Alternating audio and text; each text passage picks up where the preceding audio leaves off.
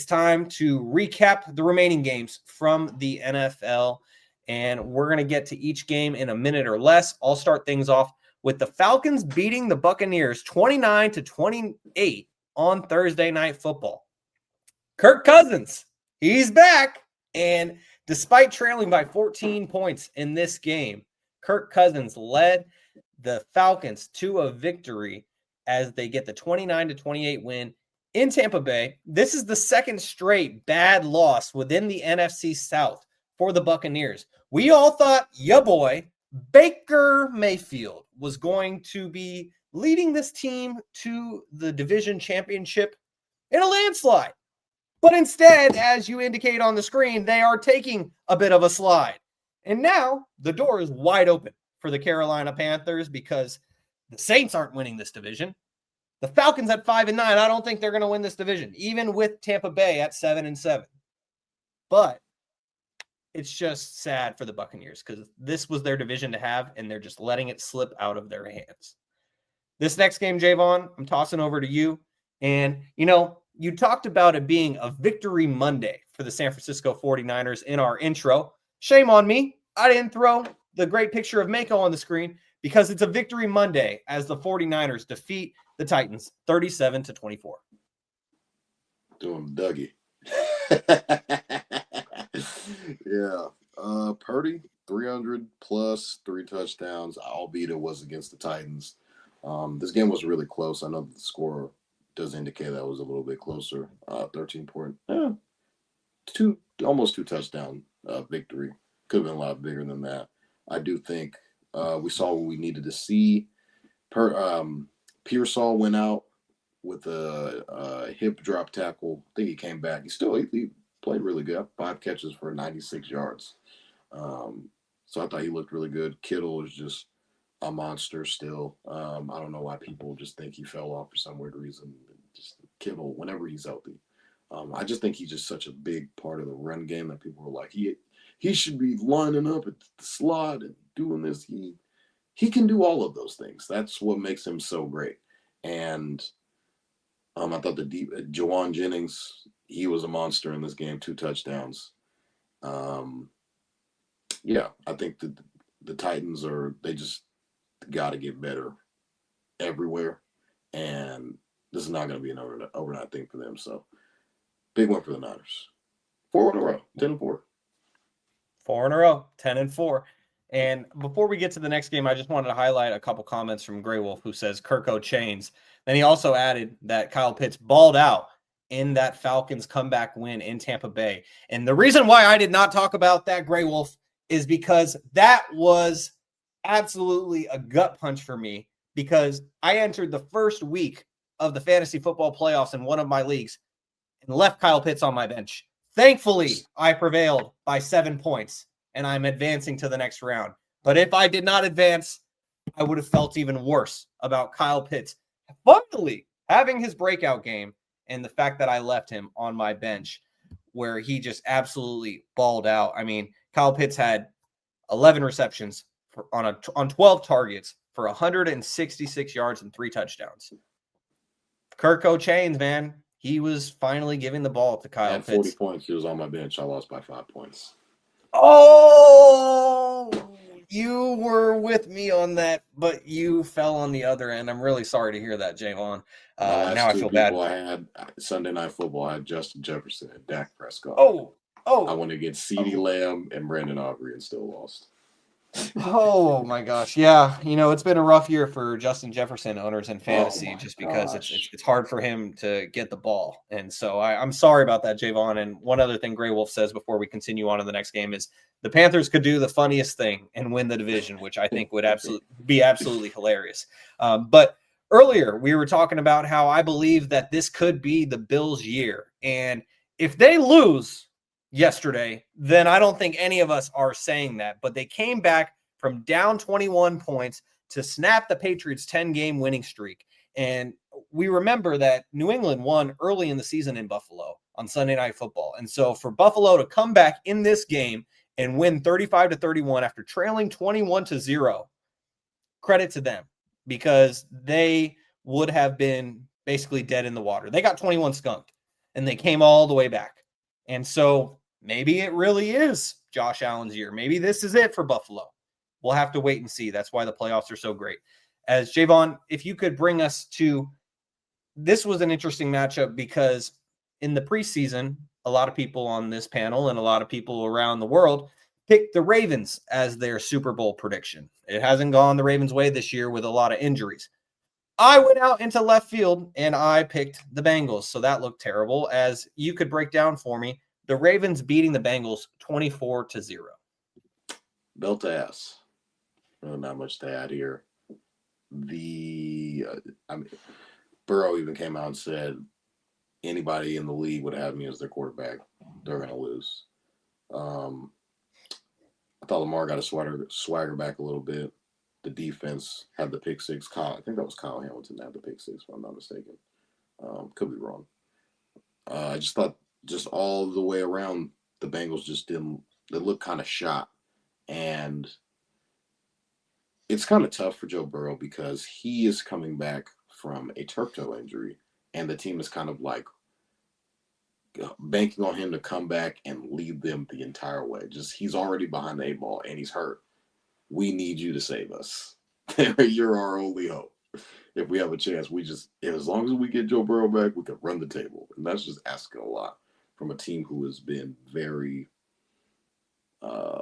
one-sided because their offense is so top-heavy with Jamar Chase and T. Higgins, who didn't play in this game due to injury, concussion. And their defense, just me and you out there. Hey, go ahead and guard that guy. You would do better than me. You would do better than me. Good luck. So, and you kind of see it in Joe Burrow's press conference. It could be a little bit of off-the-field stuff mixed with they're getting their ass whooped. So, be on the lookout for Joe Burrow and maybe not playing in Cincinnati in the near future. Not saying that it's not a possibility, but something to monitor. He is making a lot of money, and they're still losing games. So, both can't be. Yeah, that's a great point. And just to follow up on something you said, the pick six came from Alohi Gilman from 84 yards out for Baltimore with just over 7 minutes left in this game to put them up 24-0. So, like you said, belt to ass. More belt to ass came in Jacksonville as the Jaguars beat the Jets 48-20. Trevor Lawrence had 6 touchdowns in this game. Yeah, it's the New York Jets. Huh? I said, who does he think he is now? I had him on my fantasy team. I had to drop him. Like, now he wants to start doing all of this. Man, I mean, 20 of 32, 330 passing yards, 5 touchdowns. And then he also carried the ball 5 times for 51 yards and rushed for a touchdown. Maybe Trevor Lawrence listens to this podcast and he heard me calling him a bust. And now he's like, it's time for me to prove that I'm not a bust. I always said that he was a bust based on the expectations he had coming into the league. Now he has the Jaguars at 10-4. And so kudos to him. The Jags are 10-4. Oh, and my God. That AFC South, Jaevon, has actually gotten so interesting. We were talking at the beginning of the season, like, is someone going to win the AFC South by default? And that someone is the Houston Texans. But now you look at the AFC South, you got the Jags at 10-4, the Texans at 9-5, and the Colts at 8-6. That is sneakily the second best division in football behind the NFC West. Kind of. I mean, yeah. I it's think interesting. The Jags to win the division. I think me and Kev were the only two on the pod to pick the Jags to win the division. They're in the driver's seat. I had the Texans, so we'll see if the Jags can finish the job. They all now play each other the last couple of games of the year, right? They play. Yep, and so it's gonna get juicy. Just not only in the NFC West, where we see this upcoming Thursday, the Seahawks and the Rams play each other, but then the 49ers got the Rams at home to end the season, and so it's about to get real. Seattle to end the season. Or excuse me, Seattle. I said the Rams. Excuse me. Thank you for correcting me on that. Yeah, we play Seattle because we already played the Rams twice. We beat them on Thursday Night Football, and then they gave us belt to ass at Levi's. So that is correct. So, yeah, we play Seattle to end the season. But the 49ers also play the Chicago Bears. I know you're going to be feeling a little torn during that game, Jaevon, but the 49ers play the Bears on Sunday Night Football in what will be a great NFC battle. But if you could get to this next game for us, Jaevon, the Texans, who are now 9-5, they beat the Cardinals 40-20. Cardinals are just really bad all around. They got they had a lot to kind of figure out. I do understand they have a lot of injuries. Marvin Harrison Jr. is out. James Conner, who's been out the majority of the season, and also Kyler Murray. Now I don't know what his future holds moving forward. He's got a pretty big contract that the Cardinals are tied to. Maybe they might. He's going to play Call of Duty. I mean, Black Ops came out a little under a month ago. It's probably doing that as we speak. We know what he's doing. The Texans they got new life out of nowhere. The offense looks like it's humming. This is a good team to get their swagger back against. Obviously, this defense has been on a generational run these past, really the whole entire season. D'Amico Ryans has been scheming up a hell of a defensive plan week in and week out. And C.J. Stroud is kind of coming in his own a little bit more after being out 2 games with a concussion. And we're starting to see Nico Collins get the ball. They're getting Woody Marks involved. I think this team can be one of those teams in the playoffs like, hey, another AFC team, don't forget about us. We're pretty good too. And we're coming down to the home stretch of that AFC South and how the Jags are only a game up on the Texans. And it's going to come down to these last couple of games on who's going to win that division, who's going to host a playoff game. Could be one of the top 3 seeds in the AFC. It'll be interesting. And now this next game that I got was a bit of a toilet bowl in the NFC least. And that is the Washington Commanders defeating the New York Giants 29-21. And my takeaway from this game is, hey, Jake Moody, we remember that guy. He had 3 field goals in this game for Washington. He originally signed with Chicago. He was with Chicago. Then he got picked up off the Bears practice squad by the Commanders. And now he's in Washington, kicking 3 field goals for a team and a win. Congratulations, Jake Moody. I have no other analysis on this game. If you could get to this next one, Jaevon, it's your team who your real team is going to be seeing soon as the Bears beat the Browns 31-3. Hey, man, I don't know how the Bears do it. The Bears are 10-4, albeit it was against the hapless Cleveland Browns. Still room for Shador. Myles Garrett got a sack in this game. He's 2 away from the record, which is pretty insane on the team's 3-11. Caleb, man, just 2 touchdowns, 242, no picks. DJ Moore played really well in this game.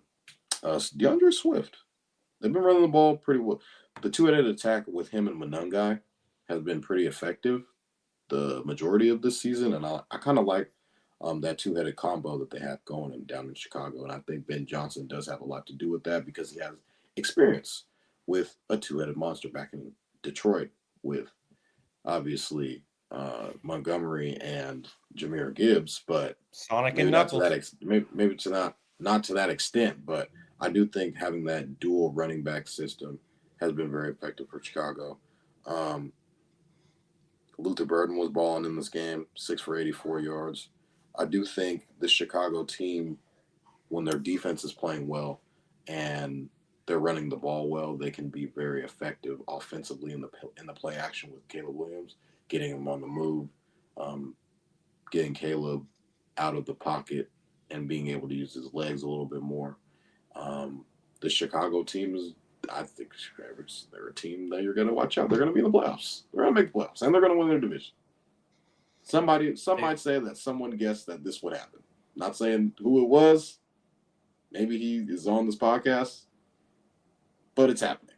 So, did believe that Ben Johnson would be pretty hands-on in the Caleb Williams experience, and it's paying off. Yeah, that guy, he was the one to my right. And so, well, at least right on the screen. I'm looking left, but you're to the right on my screen. And so kudos to you, Jaevon, for that. We'll see what the Bears do when they get to the playoffs, but the Bears still play the Lions, and with Micah Parsons out for the year for the Packers, it feels like Bears-Lions in Chicago late in the season, that's where the division is going to come down to. And it's going to be real cold, as it was against the Browns. So will Caleb rise to the occasion in the cold as he's been doing? Or will Jared Goff, who people say can't play in the cold, will he go out there and ball out? We'll have to wait and see. But as Gray Wolf was saying with that Texans and Cardinals game, believe it or not, Jacoby Brissett is actually performing really well based off stats. And I completely agree with that because he was a pickup for me in fantasy. As I saw he was putting up numbers and I was like, let me give him a shot. And he has continued to put up numbers. They may be empty stats, but hey, I'll take it as a fantasy Cardinals football player. Are always losing. He's throwing. Yep. He's chucking it. Yeah, exactly. Chucking it.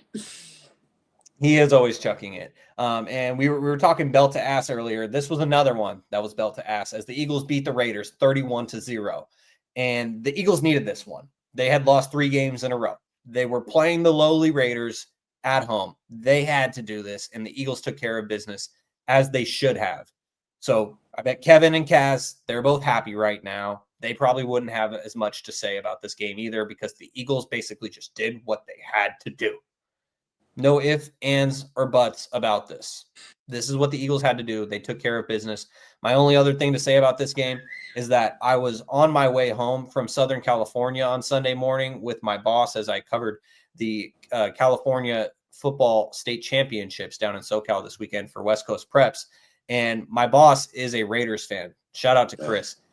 I put this game on as we were about to leave our hotel, and he was just like, oh, this is terrible. And then when we were driving back and I told him the score and I told him it was 31-0, he was happy about it because he's at the point where he's so dead inside as a Raiders fan that he's just looking at the draft pick. And so 31-0, hey, it was good news for the Eagles and the Raiders fans. So congrats to the Raiders fans for getting one step closer to Fernando Mendoza, the Heisman Trophy winner, who we will talk about after this segment. I guess we'll have to wait and see on that one. Something else that Gray Wolf said is that the Colts fell off hard. The Colts introduced 44-year-old Phillip Rivers back to the roster this week. He hasn't played in 5 years, but he made the start in Seattle for the Seahawks as the Seahawks squeaked by Phillip Rivers and the Colts, 18-16, Jaevon. So what was your takeaway from this one? Are the Colts alive with Phillip Rivers? Did Seattle have a bad game? What happened here? I think the Colts got a little bit of juice to him. I think Phillip Rivers obviously is a little bit just athletically, he's not all the way there.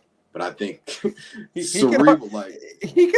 can hardly run. I'm sure you saw that play where he almost got sacked, fell down, got back up, but it took him like 5 seconds to get back up because he's so old. He is a guy that can beat you with his mental, like neck up. Phillip Rivers is one of those, like, I think he's like 7th all time in pass yards. Like, that's pretty insane. So obviously he's not there physically, but I do think the way that he's kind of like a coach on the field, and off the field, he actually is a high school coach. So that's pretty insane. And I did see that the Colt, like his high school team runs like the same offense that the Colts run because him and Shane Steichen are pretty close off the field. So I thought that was really cool. And I mean, the Colts Phillip Rivers led a potential game-winning drive. He had a really nice pass down the sideline to Alec Pierce, which was like Alec Pierce's only catch of the game, and it put them in field goal range. And I think with like 40-ish something seconds left, the Colts were winning this game, and they were 13.5-point dogs going into this game. So I do think the Seahawks, it took them a game-winning drive to beat an old man. So, I mean, hey, I do still think the Colts have a chance with Phillip Rivers as their quarterback. Just due to the fact that I think he's an older veteran who's been around the league that just knows the game. You could see that just in the first couple of like series, you just see that he's still like mentally it's all there, but just physically he's not able to get the passes are not gonna like he threw a ball.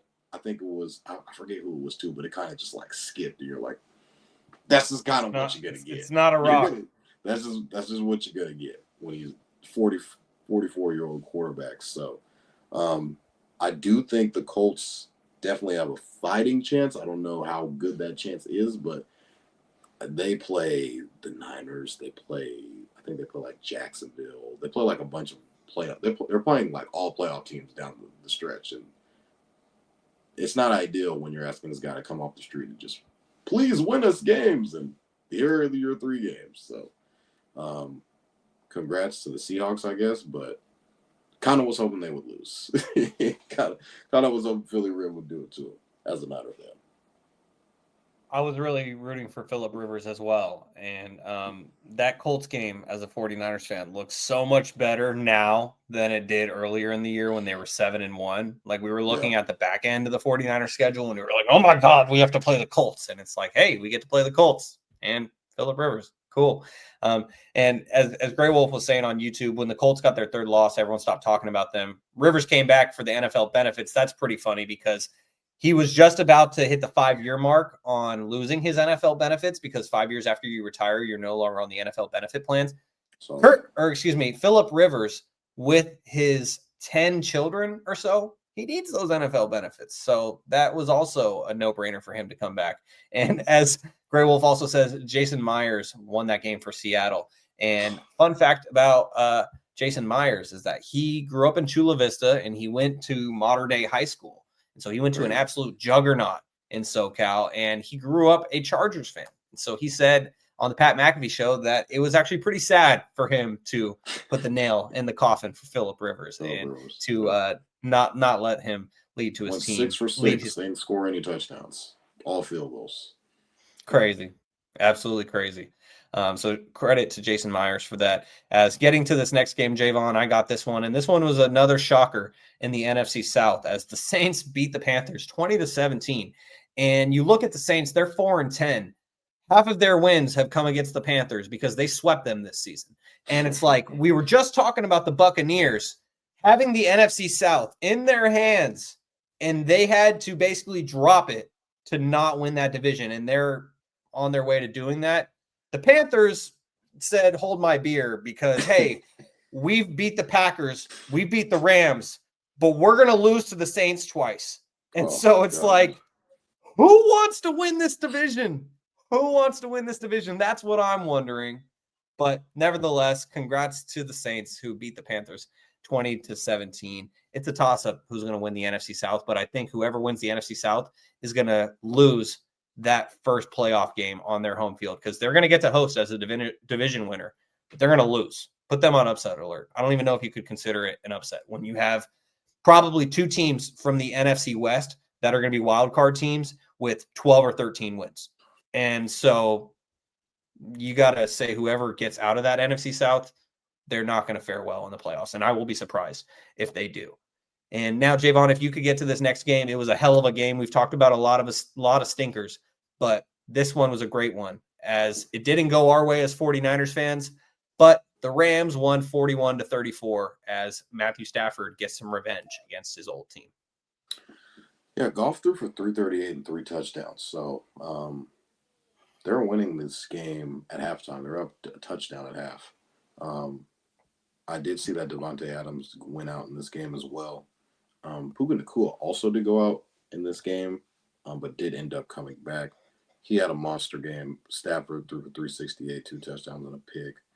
Kyron Williams had 2 touchdowns on the ground for them. So I think turnovers did play a role for the Rams, not the Rams, for the Lions, not really being able to keep the ball withstanding, but the Rams had to put up 41 in this game. So very high scoring game.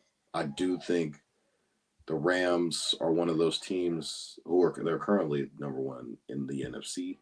So they're one of those teams that going into the playoffs, you're going to have to be able to score points against them because they can go tick for tack with you offensively. And we do know that McVay is going to scheme any game plan possible, any which way to be able to score more points than the other team. And I do think we need to know the severity of Davante Adams and how bad that hamstring injury is. He's an older receiver, but can still wiggle and create separation for himself. So I think he's going to be a big player for them going into the playoffs. But as of right now, I do think Matthew Stafford is the MVP of the league. And I think he's the odds-on favorite currently as well. Um, but I do think this Rams team is very, very talented, and how quickly they've been able to kind of reset their team and their identity in the past couple of years after the retirement of Aaron Donald and some other guys. They've had to move off from, like Jalen Ramsey in the past, who's making a ton of money, and just pivoting themselves, going younger defensively, and not really having picks and still being able to draft pretty well. So you got to give credit to Sam Kroenke, and Les Snead in the front office. So Matthew Stafford, right now, currently, I think is probably going to win the MVP. I do think this Lions team is they're fighting for their playoff lives currently right now. Shaun already mentioned the game that they're going to play against Chicago, I believe you said, is going to be pretty big for them. So we'll see as far as that goes, but hats off to the Rams. Yeah, we will see how that game goes, but the Rams win another big matchup, and so kudos to them. You mentioned Matt Stafford as potentially an MVP. I saw a tweet early on Sunday that really made me laugh, and it basically said that like Drake May shit the bed against the Bills, and Matt Stafford threw an interception. So that opens the MVP race for Phillip Rivers to win it. And so I thought it was pretty great. But as you said, Matt Stafford is the MVP front runner at this point. And as Grey Wolf says for Devontae Adams, it's a week-to-week injury. And so I'd never like to root for player injuries. And so it's like, I hope he gets back soon. But also, if he doesn't, it would benefit the 49ers just in regard to trying to win the NFC West. As